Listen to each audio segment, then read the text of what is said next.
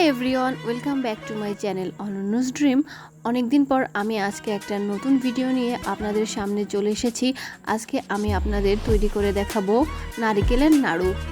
নারিকেলের নাড়ু হয়তো কম বেশি সবাই বানাতে জানে, আবার হয়তো অনেকেই বানাতে জানে না। তবে যারা বানাতে জানে না তাদের জন্য আজকের এই রেসিপিটি। নাড়ু বানানোর জন্য আমি নারকেল নিয়ে নিয়েছি। এখান থেকে আমি একটা নারকেল ইউজ করব নাড়ু বানানোর জন্য। তারপর আমি নারকেলটাকে ভেঙে নিচ্ছি। নারকেলটা ভাঙা হয়ে গেলে আমি নারকেলটাকে কুড়িয়ে নিব।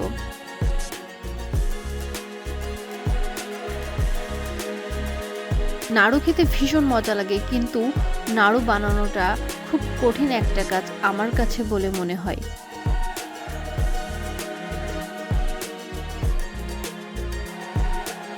আমি একটা করণের সাহায্যে নারকেলটাকে মিহি করে কুড়িয়ে নিচ্ছি।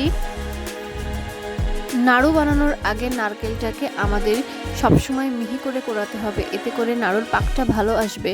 এরপর আমি গুড় নিয়ে নিয়েছি এবং গুড়গুলো একটু ভেঙে নারকেলের উপর মিশিয়ে দিচ্ছি। নাড়ু বানানোর আগে এভাবে নারকেল এবং গুড়টাকে ভালো করে মিশিয়ে নিলে কাজটা অনেক সহজ হয়ে যায় এবং গুড়গুলো তাড়াতাড়ি নারকেলের সঙ্গে মিশে যায়। গুড়টাকে নারকেলের সঙ্গে ভালো করে মেশানো হয়ে গেলে এবার আমরা চুলার কাছে চলে যাব এবং চুলার ওপর একটা কড়াই বসিয়ে কড়াইয়ের ভেতর আগে থেকে নারকেল এবং গুড় মিশিয়ে রাখা মিশ্রণটি দিয়ে দিচ্ছি। নাড়ু বানানোর সবথেকে ইম্পর্টেন্ট পার্টটা এখন শুরু হচ্ছে। কড়াইয়ের উপর নাড়ু বানানোর সবথেকে ইম্পর্টেন্ট কাজটা এখন শুরু হচ্ছে। কড়াইয়ের উপর নাড়ু বানানোর সময় কিছু বিষয়ের দিকে খেয়াল রাখতে হয়। তার ভিতর সর্বপ্রথম চুলার জালটা মিডিয়াম লোতে রেখে খুব আলতো হাতে নাড়ুর মিশ্রণটিকে অনবরত নাড়তে হবে, যাতে নিচে পোড়া লেগে না যায়। নারকেল এবং গুড়ের মিশ্রণটাকে আমাদের ততক্ষণ পর্যন্ত জাল করতে হবে যতক্ষণ পর্যন্ত নারকেল ও গুড়ের ভিতর একটা আঠালো ভাব না আসে, ততক্ষণ পর্যন্ত। কিছু সময় জাল করার পর আমার মনে হচ্ছিল গুড়টা কম হয়ে গেছে, এজন্য আমি আরও একটুখানি গুড় নারকেল ও নাড়ুর মিশ্রণের ভিতর দিয়ে দিলাম। তারপর অনবরত নেড়ে চেড়ে নারকেলের মিশ্রণটির সাথে গুড়টাকে ভালো করে মিশিয়ে নিচ্ছি। এভাবে অনবরত নেড়ে চেড়ে আমাদের গুড়ে ও নারকেলের ভিতর পাক না আসা পর্যন্ত রান্না করে নিতে হবে। এ পর্যায়ে দেখতে পাচ্ছেন যে নারকেলের মিশ্রণটির ভিতর একটা আঠালো ভাব চলে এসেছে। এবার আমরা চুলাটা বন্ধ করে দিয়ে কড়াইটা নামিয়ে নিব এবং নাড়ুর মিশ্রণটিকে একটা প্লেটে ঢেলে নিব। নাড়ুর মিশ্রণটি প্লেটে ঢেলে নেওয়া হয়ে গেলে একটা স্টিলের গ্লাসের পেছন সাইডটা দিয়ে নাড়ুর মিশ্রণটিকে ভালো করে মিশিয়ে নিব।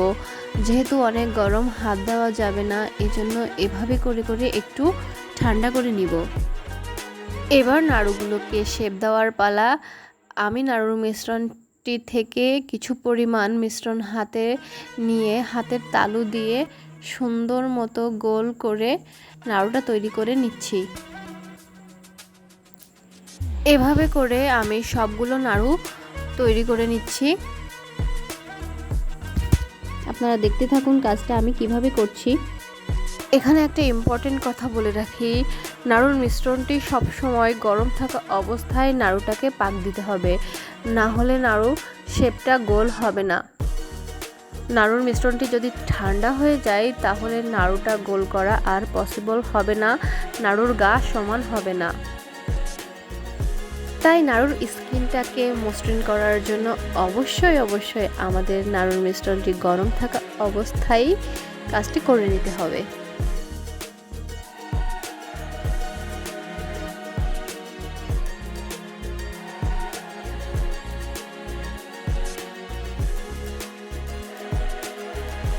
আমার ভিডিওটি যদি আপনাদের ভালো লেগে থাকে তো যারা যারা ইউটিউব থেকে দেখছেন তারা অবশ্যই আমার চ্যানেলটিকে সাবস্ক্রাইব করে দিবেন এবং যারা পেজ থেকে দেখছেন তারা অবশ্যই আমার পেজটিতে ফলো দিয়ে রাখবেন।